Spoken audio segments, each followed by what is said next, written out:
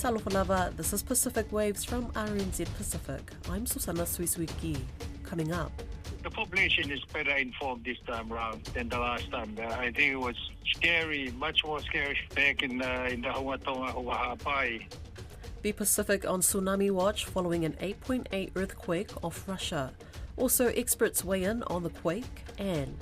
It's put pressure on governments to actually step up.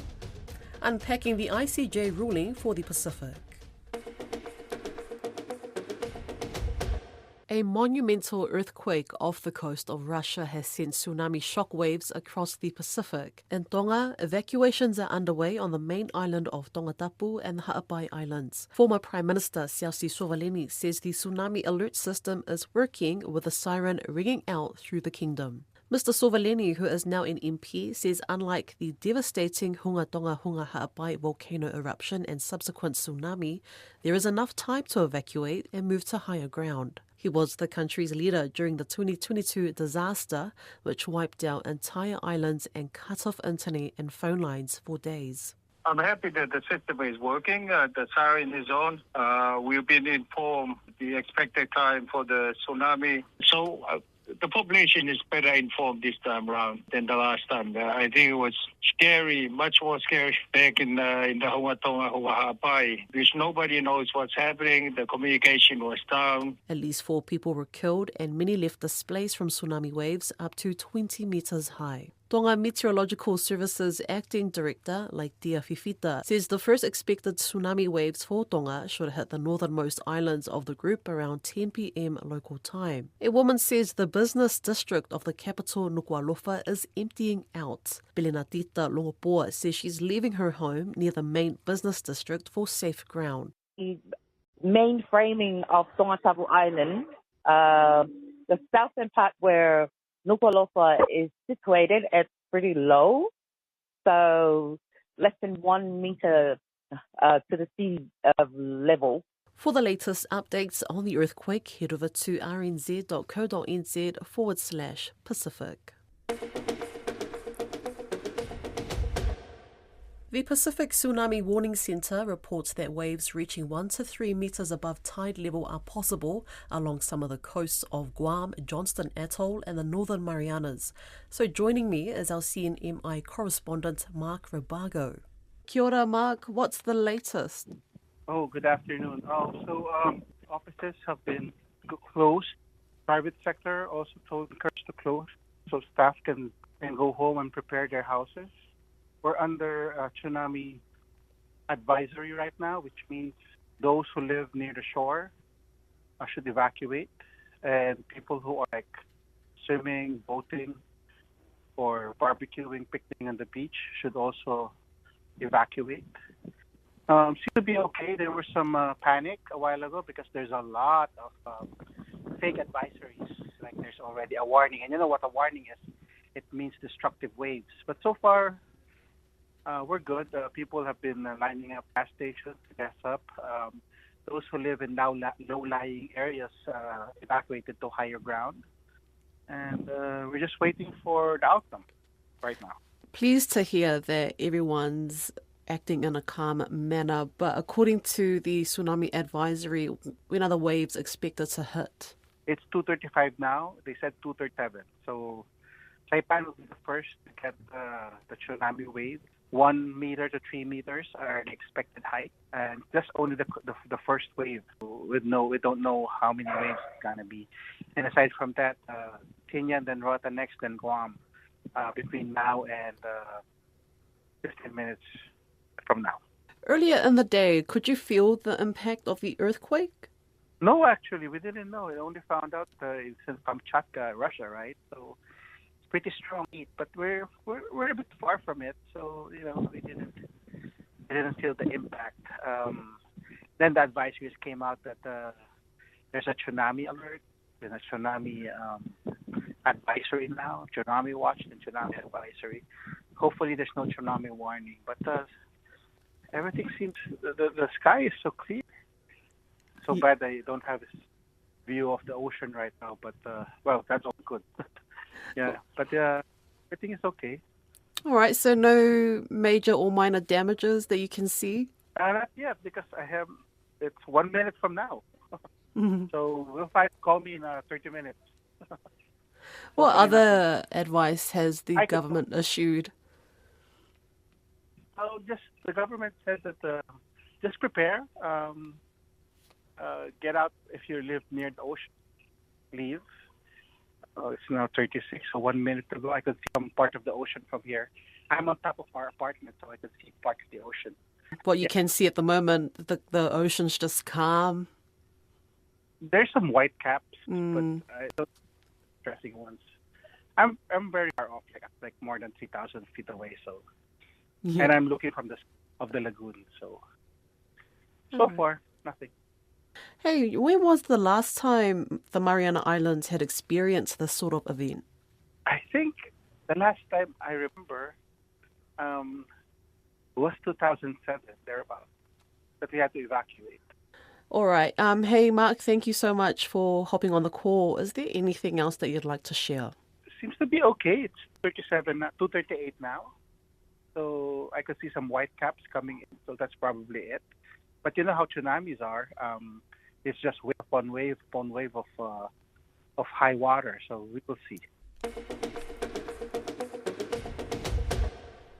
Here's an update from our reporter, Kaya Selby, who spoke with some earthquake experts. The earthquake, registered near Russia within the infamous Pacific Ring of Fire, is the world's largest in 14 years. Victoria University geophysics professor John Townsend says that this earthquake was bound to happen sooner rather than later. One of this size doesn't really happen more often than about once every decade, but they have happened repeatedly in the past along this portion of the Kamchatka Peninsula, so they're not unexpected in that sense. And its characteristics really are, as far as we can tell right now, what we would expect for a large subduction zone earthquake. Most of New Zealand and the Pacific region are now covered by advisory notices, with first waves expected to hit New Zealand by midnight tonight. As far as how Aotearoa handled the subsequent tsunami warnings, disaster management expert Lauren Vanell is satisfied. Obviously, it's not ideal that we didn't think there was a tsunami threat based on the initial assessment of the magnitude of the earthquake. But, you know, these things do happen. Something like this, information changes, so it's appropriate that the information that went out to the public changed. I'm not sure that there was anything that could have been done differently or better by New Zealand groups in that regard. Professor Townsend says a quake of this scale underpins the necessity that Aotearoa and the Pacific keep their emergency management systems up to scratch. This earthquake was about 1 magnitude unit bigger than the Kaikoura earthquake, which happened in 2016 in New Zealand, and it released about 30 times more energy. So it's a very big earthquake, and fortunately they don't happen very often, but we have to be prepared for them in New Zealand and the Pacific and elsewhere at any time. For the latest on this story, head on over to rnz.co.nz.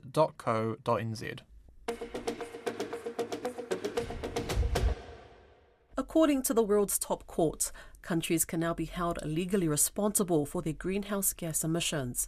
The ruling from the International Court of Justice last week found that failing to protect people from the effects of climate change potentially could violate international law. It's been called a landmark moment for climate justice and is the result of a 6-year campaign sparked by university students and led by Vanuatu. I caught up with Reverend James Bagwan, the General Secretary for the Pacific Conference of Churches and Aotearoa Green Party MP Te Anau Tuiono, on the decision. Now, I just want to start with you, Reverend James. What was your reaction when you heard the news of the ICJ's ruling? Well, firstly, thank you for having me. I think my first reaction was really one of deep gratitude for our young Pacific students fighting climate change. The students that began their journey out of a classroom in Vanuatu as law students and have taken this amazing journey. That for me really is the crux. You know, apart from the important outcomes of the advisory opinion, the fact that Pacific Island students have been able to take something that started off as a thought in a classroom, mobilizing Pacific government, Pacific leaders, taking it to the GA, to the ICJ, and taking their communities along with them, is a powerful message for our own Pacific people, but also for the rest of the world. And because you're based in Fiji, what's the significance of this decision for the work that you're doing in the climate space? Look, this really is about shifting things from moral duty to a legal obligation. Considering our Pacific Island countries are at the forefront of climate change, the impacts of climate change, this is a really important step forward, considering that COP after COP, we fail to get the words that we need in statements. We fail to get real movement on climate financing, real action on mitigation. This is the win I think that we really needed. Okay, I'm going to get back to you on action, but Te Anau, if I could just bring you in, what was your reaction when you heard about the ICJ ruling? Yeah, I just wanted to really acknowledge those young people, those Pacific Island students who took this all the way to the ICJ, and also to acknowledge the clarity of what the ICJ has said as well, and no uncertain terms around 1.5 being the primary target as well, and it just sort of backs and affirms what people have been saying in the Pacific for decades now. Pacific Islands are on the front lines of climate change, and states need to take responsibility for their carbon emissions. So I think it's put the world on notice. It's put pressure on governments to actually step up and to do more than words, but to actually take action. Yeah, speaking of pressure, what do you think this will change for New Zealand? Well, we've got a government which is in climate delay, which is the new climate denial. We've got the banning of the oil and gas, the revoking of the oil and gas ban as well. And I know that has particularly been concerning in the Pacific. I was in the room when President Hilda Hine from the Marshall Islands directly asked New Zealand about revoking the oil and gas ban because of the carbon emissions. So they know. No uncertain terms that the Pacific is aware of what's happening here in New Zealand. Reverend James, you've just heard that. I mean, you're on the front lines of the climate crisis. What would be the first thing you want to see from New Zealand? Well, I think what we need to see is recognition of the advisory opinion. I mean, and that's one of the challenges we face. That this is an advisory opinion. It's a ruling that can be used in courts, but it itself is not legally binding. But this opinion underscoring every state's duty to prevent transboundary harm is also very, very important. And so, recognizing the rights of nature, because if healthy environments are a human right, then rivers, forests, mountains, and the ocean must be recognized also as rights-bearing entities. And, we've seen some of that work happen already in Aotearoa. We've seen leaders, indigenous leaders and chiefs signing a treaty guaranteeing granting whales legal personhood. And so there's a lot of opportunities for us to work on the issues of so-called sustainable development, which are not really sustainable. And I think this is the challenge that we need to start pressuring all of our countries to pay attention to the advisory opinion and prepare ourselves for how we can actually make use of the opinion in a legal way as well. Thank you, Reverend. Just being wary of time, gentlemen, I just want to throw my last question to you, Te Anau. With the ICJ ruling, do you expect that to come up in court decisions in New Zealand? I think you'll have there's lawyers for climate change as well who are focusing on that. I think that it will. It has enormous moral weight and has enormous legal weight in my mind as well, because it actually gives us guidelines, it gives us guardrails, and actually how we should be approaching things. And I think states will be paying attention and in terms of what their obligations, what their responsibilities are. So I would encourage all groups, or environmental groups, lawyers that are climate conscious, if I can put it that way, Pacific Island states that want to put pressure on Western governments like New Zealand to use this ruling, to use this advisory opinion to actually make the case. This is coming from the top. Which is putting at the centre of it the voices of those that are actually on the front lines of climate change. And we are in the Pacific.